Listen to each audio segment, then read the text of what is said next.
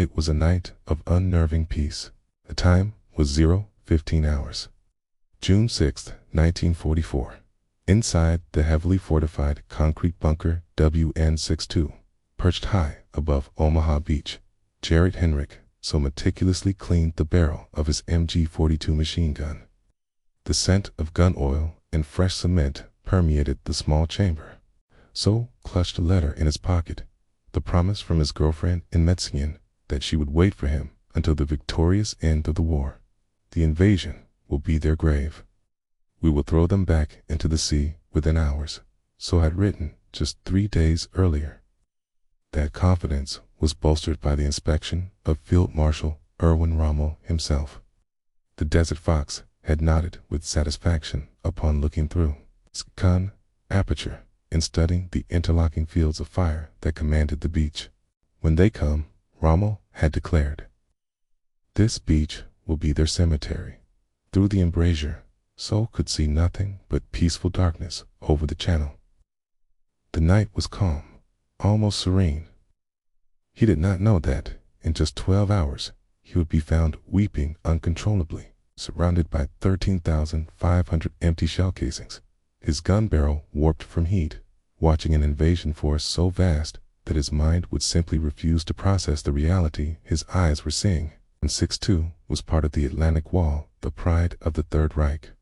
At Omaha alone, the Germans had installed 85 machine gun nests and laid 6.5 million mines.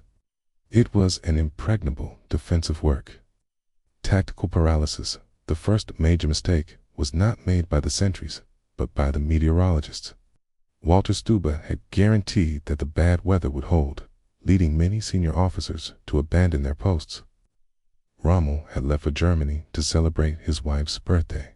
At 23:15, German radar stations began detecting massive aerial formations. Yet, the reports were contradictory. German troops were accustomed to deception raids. However, when reports of actual paratroopers began pouring in, the truth became terrifying. Major Hans von Luck, commanding the 125th Panzer Grenadier Regiment, was one of the first to grasp the magnitude of the crisis. Awakened by the firing, he immediately requested permission to launch his armor. The response from headquarters was a death sentence for the German defense strategy. Do not move until the situation clarifies. I knew at that moment we were lost, von Luck later wrote. The paratroopers were clearly marking the flanks for a landing. Every minute we waited gave them time to consolidate, yet we sat paralyzed by our own command structure. The anthem of the giant by 5:30. Its first gray light of dawn revealed an unimaginable sight. The stunned German observers looked out onto the channel. Not dozens, not hundreds, but thousands of vessels. Its massive gray carpet stretched from horizon to horizon. It was 6,939 ships, the largest naval armada in history. Bernhard Ferking, an artillery officer at Wind 6-2, was struck silent. We are witnessing the whole world arriving on our doorstep. At 5:35, all hell broke loose. No German soldier, not even the veterans of the Eastern Front, was prepared for the intensity of the naval bombardment. The battleship USS Texas fired 255 14-inch shells at a single point in just 34 minutes. The concrete bunkers began to crack and fracture. German soldiers were buried alive in the rubble, dug out, and buried again. The fortifications in which they had placed absolute confidence were crumbling like sandcastles.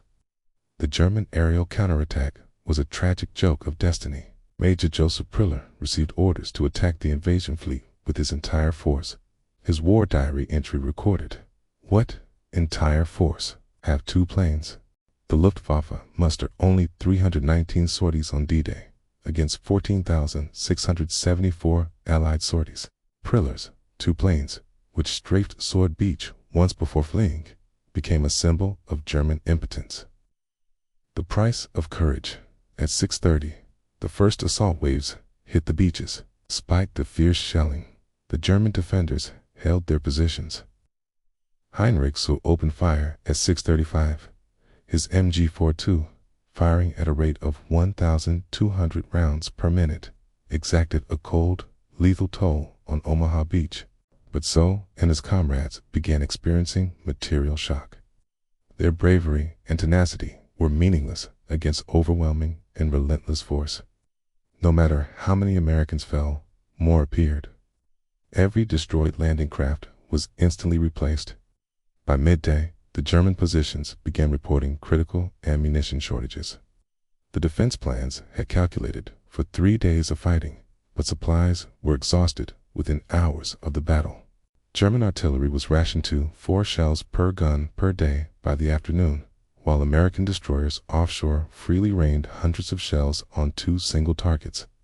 The German Armored Reserve remained paralyzed. The 21st Panzer Division only received orders to attack 4 hours after the landings. They finally reached the coast in the evening. The arrival of 250 gliders carrying British airborne reinforcements caused them to fear encirclement, and they withdrew. The division lost 25% of its strength, 54 tanks in a single day, achieving no strategic impact. When mathematics replaced tactics as darkness fell, the German forces felt the collapse. General Wilhelm Richter reported, division combat strength 35%, artillery 90% destroyed. Every counterattack attempt was futile. Hans von Luck described the night counterattack of his grenadiers. They were illuminated by flares and subjected to devastating fire from offshore destroyers. It was like daylight. Every vehicle, every soldier was visible. We lost half our strength without seeing a single enemy soldier. The arrival of the artificial Mulberry harbors and the Allies' ability to land 15,000 tons of supplies, daily more than the entire German army in Normandy, consumed in a week, delivered a profound psychological blow. Even the rare tactical victory of a Sesselberg-Sturmfort, Michael Wittmann, who knocked out 1-3-1-4 British tanks, underscored the futility. Wittmann's disabled Tiger tank was replaced with great difficulty. The British losses were replenished in hours. Individual tactical brilliance could not overcome industrial mathematics. The fall of Cherbourg on June 26 was a final psychological marker. The port, fortified for 4 years and garrisoned by 21,000 men, fell in 5 days. General Karl Wilhelm von Schlieben surrendered, explaining that resistance became pointless against unlimited enemy resources. The industrial slaughterhouse. The Normandy campaign concluded with the apocalyptic destruction in the Falaise pocket. Approximately 10,000 Germans died and 50,000 were captured. The systematic destruction was so complete that many soldiers chose captivity over certain death. The final reports told the whole story. General Hans Speidel, Rommel's chief of staff, wrote, "Normandy proved that courage could not overcome industrial supremacy. We faced an enemy who had mechanized not just warfare, but victory itself." Heinrich Söll, the MG-42 gunner, survived, forever haunted. He wrote, "We realized we had been young men thrown into an industrial slaughterhouse. My 13,500 rounds meant nothing against their unlimited replacements." The German soldiers learned the hardest lesson. Modern warfare was won not on battlefields, but in factories. America had produced 96,000 aircraft in 1944. Allied ammunition expenditure in 1 day exceeded Germany's production in a month. They began June 6th as warriors of the Third Reich. They ended it as witnesses to the arsenal of democracy operating with terrifying efficiency.